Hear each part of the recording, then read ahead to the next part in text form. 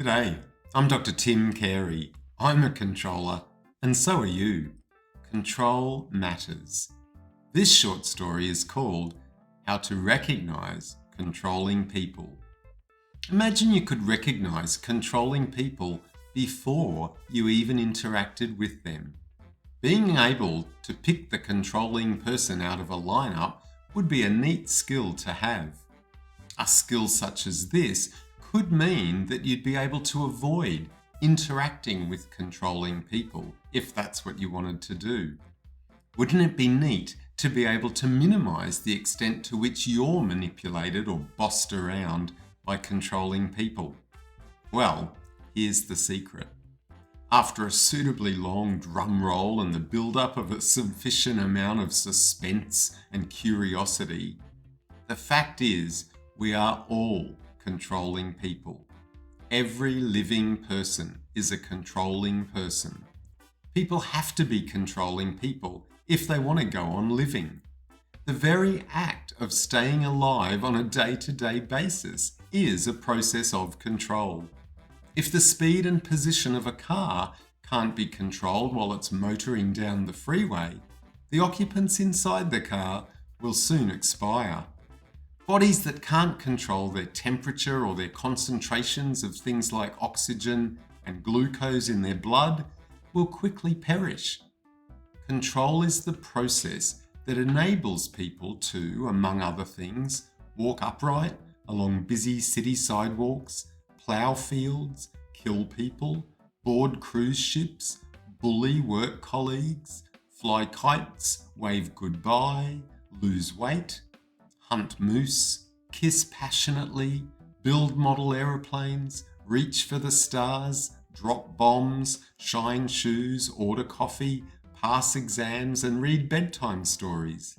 Our most inspirational leaders and our most villainous tyrants had at least one thing in common.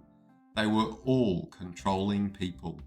Winston Churchill was a controlling person. Mother Teresa was a controlling person. Napoleon Bonaparte was a controlling person. Joan of Arc was a controlling person. Adolf Hitler was a controlling person. Margot Fontaine was a controlling person. Geronimo was a controlling person. Attila the Hun was a controlling person. Elvis Presley was a controlling person.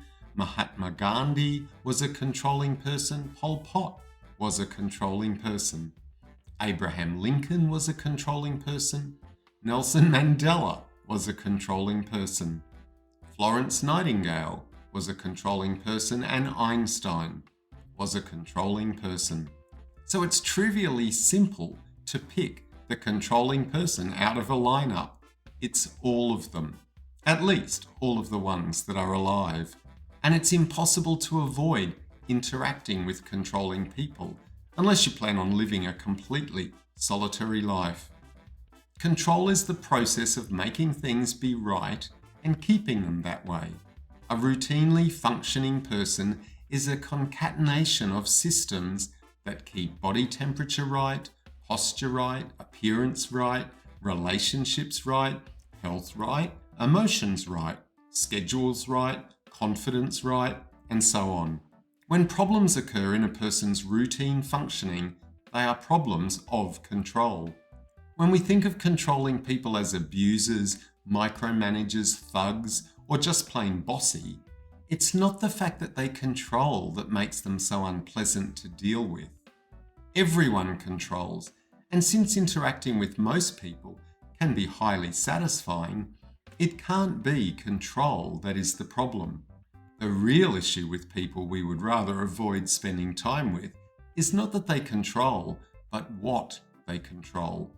People who are not great fun to be with tend to spend their time trying to control other people.